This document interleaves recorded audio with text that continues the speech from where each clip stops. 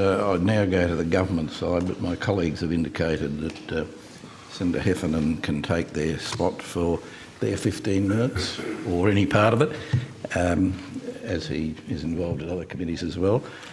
Senator Heffernan, over to you. Thank you, Mr Chairman.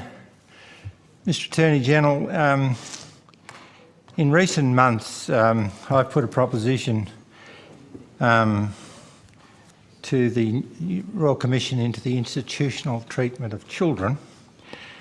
And I might say at the outset, I think that commission under Justice McClelland and others, and including Mr Reid, who's just come to the table, are doing an excellent job.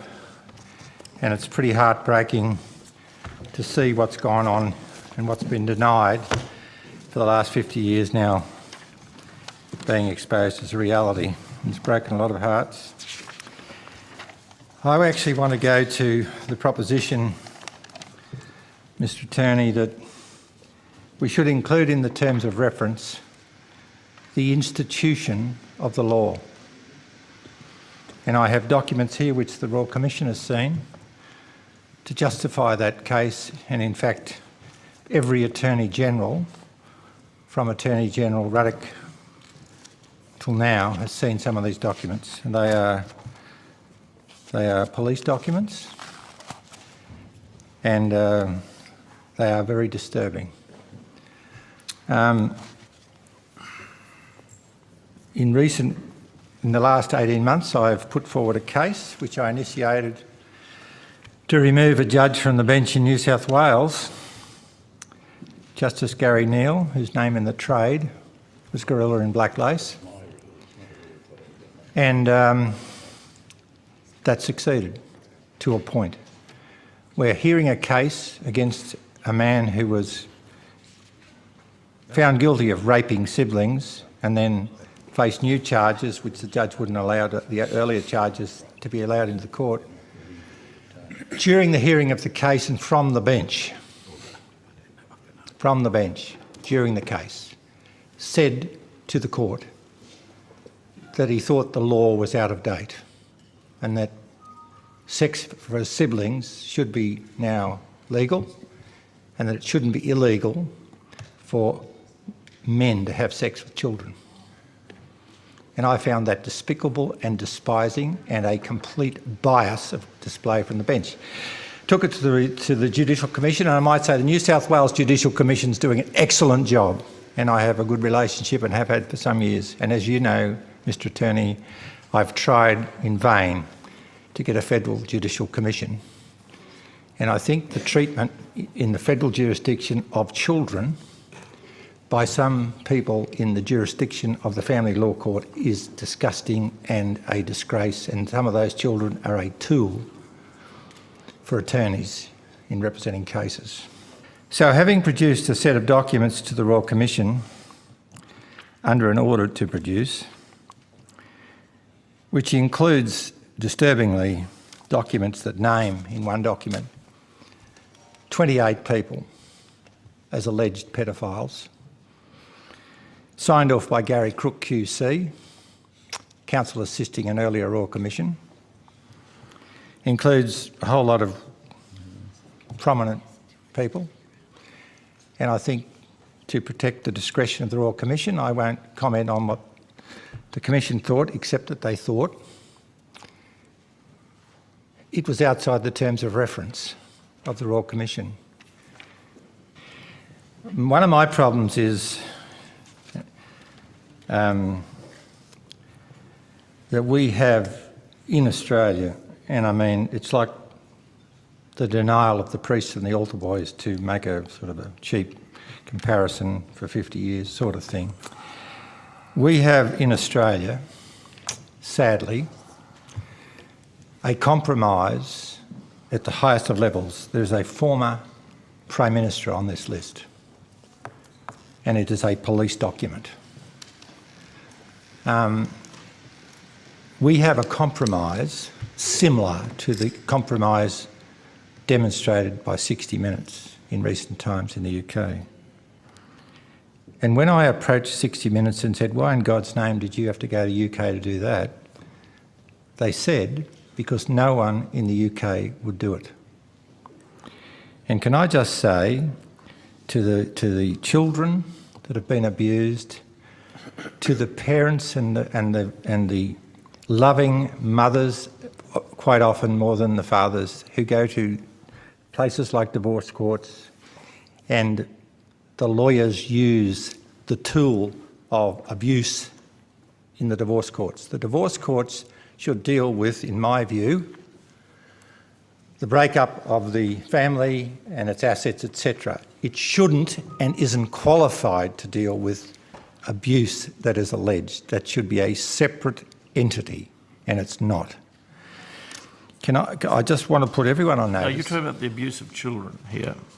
The family law court judges demonstrate quite regularly that they are not capable of dealing with that phenomenon, that the custody battle is often uses the legal tool of one partner abusing the other, whether that's true or false, and in many cases it's false.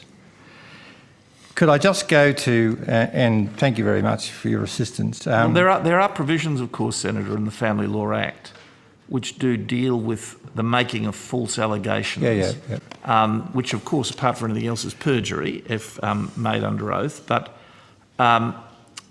also may have consequences in terms of costs and other adverse consequences for parties maliciously making false allegations. People, because they know I'll try and help, who have their lives ruined because the law outsmarts them in the family court. Could I just, to make the point, I absolutely believe that in many cases, and all human endeavour has failure, none more spectacular than me, but it is often not people's secrets, and obviously these documents are very disturbing, and they were delivered to me by a police agency some time ago because no one seems to want to deal with them. It is often... Senator Heffernan, I understand you have put the documents to which you refer into the hands of police. Some of these... This folder actually, as Mr Reid knows, and I thank Mr Reid, and I think you're doing an excellent job, as is the Royal Commission, actually came back hand-delivered. Every Attorney-General, bar you, you're on that committee when I tried to get the argument up for a Federal Judicial Commission, has seen some of these documents. Some of them didn't read them, some of them returned them. Robert McClellan tried to do something about some of them. It's not so much the secret that's the problem. It's when a group of people, such as the 28 people on this page, keep each other's secrets, that the institution, going back to my point of the institution, becomes compromised. And on this list, and I won't, there are some spectacular examples of that. People involved in hearing court cases, people, anyhow, I won't go through that.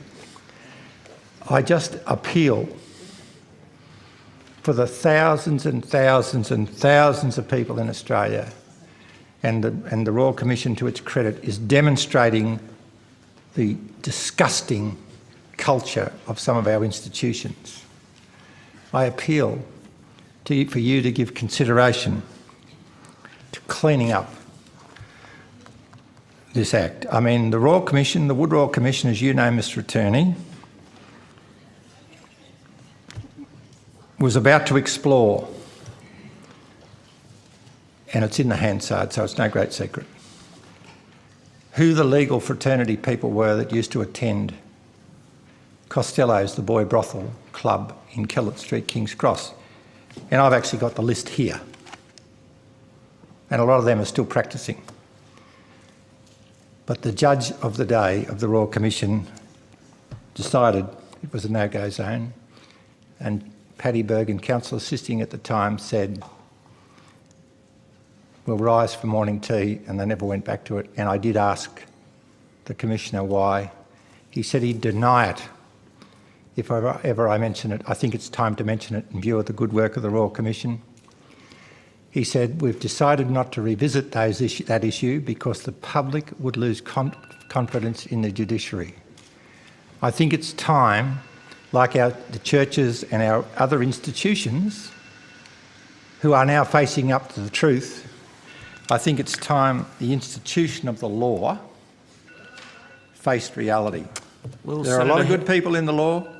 The Royal Commission's doing an excellent job. I absolutely am blown away by their attitude, aptitude and the forensic and tone they bring to and the consideration of victims.